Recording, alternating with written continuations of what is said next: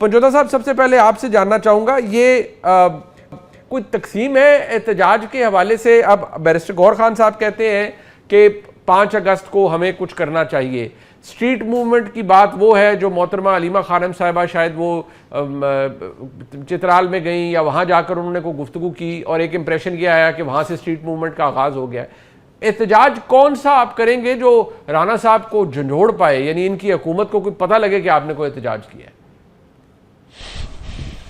बहुत शुक्रिया मुनीर साहब, आपने मौका दिया। सबसे पहली बात कमेटियों की आपने बात की आगाज़ के अंदर, और साथ ही मैं इस एहतजाज के भी बता देता हूँ। कमेटियों के बारे में खान साहब ने खुद फैसला किया कि हम कमेटियों से इस्तीफ़ा देंगे, पहले नेशनल असम्बली और कौमी सेनेट के अंदर और फिर उसके बाद पंजाब के अंदर। उसकी वजह यह है कि हम बैठने के बावजूद, कमेटियों को हिस्सा देने रहने के बावजूद, यानी इनपुट देने के बावजूद सारा कुछ करें, हमारी ना तो तजावीज़ के ऊपर जो है वो अमल किया जाता है, ना उसका कोई हासिल रसूख है, ना उसका कोई फ़ायदा हुआ।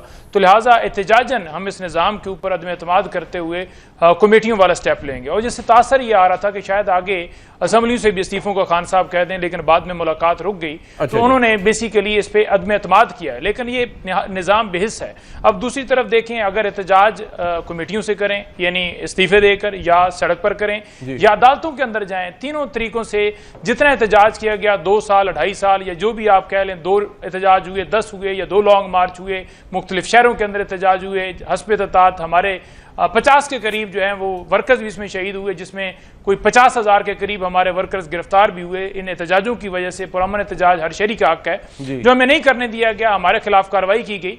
अभी भी हमारी जो जदोजहद है वो ख़त्म नहीं हुई, वो कम नहीं हुई। बाकी रहेगी बात 5 अगस्त के हवाले से। देखिए, 5 अगस्त के हवाले से जो पार्लिमानी कमेटी का इजलास हुआ, उसमें यह था कि पार्लियामेंट से निकल कर सुप्रीम कोर्ट के सामने पार्लियामेंटेरियन धरना दें, मुल्क वाइज एहतजाज किया जाए, पेशावर के अंदर बड़ा जलसा करके पावर शो कराई जाए। तो मुख्तलिफ ऑप्शन ज़ेरे गौर थे, जिसमें तमाम तर जो इनपुट है वो पार्लियामेंटेरियन से ली गई। उसके बाद ये फैसला हुआ कि ये पॉलिटिकल कमेटी में, और फिर अचकज़ई साहब और उलमा राजा नासिर साहब, क्योंकि वो अपोजिशन लीडरान है, तरीके तहफ़्फ़ुज़ ऐन की क़यादत है, उनके साथ करके तो हम आगे बढ़ाएंगे।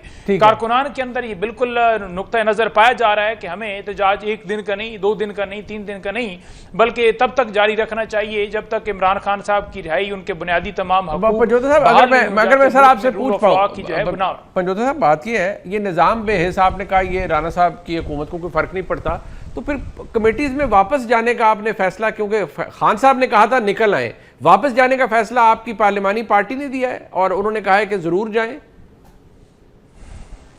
देखिए, कुछ पार्लियामेंटेरियंस की ये राय थी कि कमेटी में वापस जाना चाहिए। उसके लिए उन्होंने कहा कि इनपुट ली जाए खान साहब से और उनसे बात करके उनको कहा जाए कि रिकंसीडर किया जाए। लेकिन मेरी मौजूदगी के अंदर अली जफर साहब ने, जब उस टाइम ये फैसला हो रहा था, काफ़ी वहाँ पर बातचीत की। उसके बाद भी 1-2 लोगों ने आके बात की। खान साहब ने कहा कि नहीं, बिल्कुल हमें इस्तीफ़ा देना चाहिए और हमें आगे बढ़ना चाहिए, क्योंकि हम वहाँ बैठ के जब असर ही कुछ नहीं हो रहा। आप कह रहे हैं कि हुकूमत के ऊपर चेक एंड बैलेंस हो, हुकूमत को कोई फ़र्क है? अब पार्लियामेंट के अंदर जब चौथा बजट आया जिसमें आवाम के लिए कोई रिलीफ नहीं था, वहाँ हमारी तरफ से इनपुट दिया गया, लेकिन उन्होंने तमाम तर जो हमारे तरफ से इनपुट था उसको मुस्तरद करते हुए कहा जी कि हमने करना है। ये तो कहते हैं कि 12 अरब का लिया तो लिया भाई, 100 रुपए पेट्रोल, आप कहते हैं किसी चीज का फायदा कोई नहीं है, हमारा क्या कर? बट बात ये किसी चीज का कोई फर्क नहीं है। मैं राना साहब, जो उन्होंने आपको, एक तो आप बेहिस हैं, ना आपको कोई फर्क पड़ता है, और अगर वो कमेटीज में बैठ भी जाएंगे तब भी आपको कोई फर्क नहीं पड़ता, तो वो आपका तो फील्ड डे ही चल रहा है और अभी तक खत्म नहीं हुआ इस हुकूमत का। पंजोता साहब ने पता नहीं कितने एहतजाज कर लिए, 50,000 वर्कर गिरफ्तार करवा लिए। आपके माजरत के साथ वो कहते हैं ना, वो जूं तक नहीं रहेंगी कहीं पे। बिस्मिल्लाह रहमान रहीम। पता नहीं ये 50,000 वर्कर जो है वो कहाँ से गिरफ्तार हुए, क्योंकि 50,000 वर्कर किसी जलसे या किसी जुलूस, या चलें 50,000 तो बड़ा फिगर है, लेकिन हम 10,000 की भी अगर बात करें तो हमें कहीं नज़र नहीं आए, तो ये गिरफ्तार कहाँ से हुए ये अल्लाह जानता है। बहरहाल देखें, जो PTI ने सारी ये कहानी अभी जो पंजोता साहब ने सुनाई, अपोजिशन का रोल क्या होता है? क्या अपोजिशन हम इसको कहते हैं जो हुकूमत को गिरा दे तो वो कामयाब अपोजिशन है, या वो कामयाब अपोजिशन है जो इस्लामाबाद को जैम कर दे, डी चौक पे धरना दे दे, या सूबों के रास्ते बंद कर दें? ये अपोजिशन है? ये अपोजिशन नहीं है। ये तो आप मुल्क में अनारकी फैला रहे हैं ना, ये आप मुल्क के अंदर तसादम और नफरत की सियासत और ये आप सब कुछ कर रहे हैं। अपोजिशन का रोल तो शुरू ही कायमा कमेटियों से होता है, और अगर मैं कहूँ इख्तिताम भी वहीं होता है, तो ये भी जो है वो गलत नहीं होगा, क्योंकि गवर्नमेंट की परफॉर्मेंस को उन्होंने वॉच करना होता है। उन्होंने मुख्तलिफ वजारतों की परफॉर्मेंस का रिव्यू करना होता है और अवाम को बताना होता है वो कहते हैं आप पे असर ही कोई नहीं होता। राणा साहब वो कहते हैं आप पे असर ही कोई नहीं होता, नहीं तो नहीं कहते हैं हाँ ये किया तो किया, ये खरीदा तो खरीदा। वो कहते हैं भाई बात आप डिफीट कर रहे हैं ना डेमोक्रेसी के पूरे पर्पस को भी। नहीं डेमोक्रेसी का ये मतलब तो नहीं है कि ऑपोजिशन जो माइनॉरिटी में है अगर वो कोई तजावीज दे रही है तो वो गवर्नमेंट जो है अडॉप्ट कर लेगी। अगर अच्छी तजावीज़ें तो कर लेंगे हम अडॉप्ट, लेकिन वो अगर कुछ कह रही है तो हम उसके मुताबिक चलेंगे। ये तो ऐसे तो नहीं होता ना। ऑपोजिशन का तो रोल ही ये होता है कि एक लोगों को आईना दिखाना कि हुकूमत क्या कर रही है। ठीक है, तो ये तो इनका रोल है ही नहीं।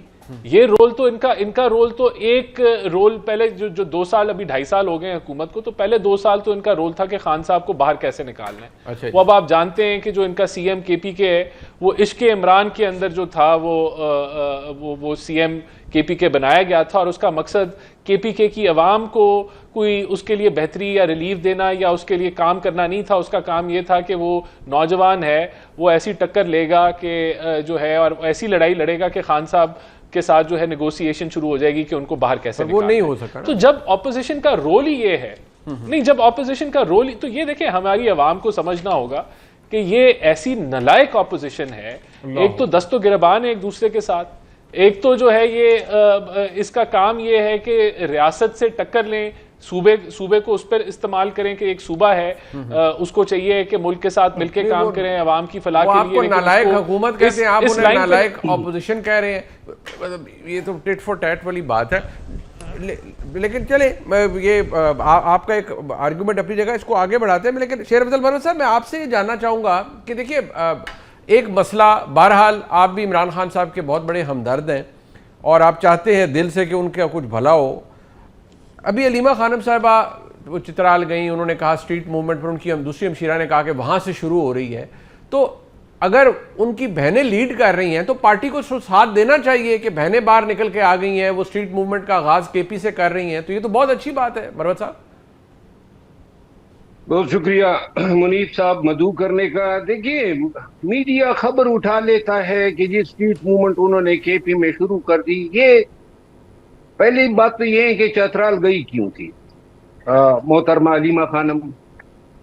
चतराल जो है ये दीर के रास्ते से गुजरते हुए वहां मकामी जो अहदेदारान है उन्होंने खुशामद की और रास्ते में बाजार में खड़ा करके तकरीर करवा दी। आपने कहा ये स्ट्रीट मूवमेंट शुरू हो गई। ये बेसिकली चतराल में कारोबार उनका माइनिंग के ठेके हैं उनके बेटे के शारेस के, और उनकी शादी भी चतराल से हुई है। बल्कि मैं आपको बता दूं लोग अदालतों में गए हैं, उनके माइन चीन के जो है जो इनकी बहू है वो सिराजुल मुल्क के खानदान से ताल्लुक रखती है। अच्छा जी। और इसको जवाज बना के वहाँ माइनिंग जो है, और यही मोहतरमा ने माइनिंग बिल पे बढ़े कि जी ये केपी का हक हम किसी को खाने नहीं देंगे। ये आप अगर आप इंट्रीज ले लें केपी की हुकूमत में ज्यादातर ये केपी में होते हैं गवर्नर हाउस नतिया गली में।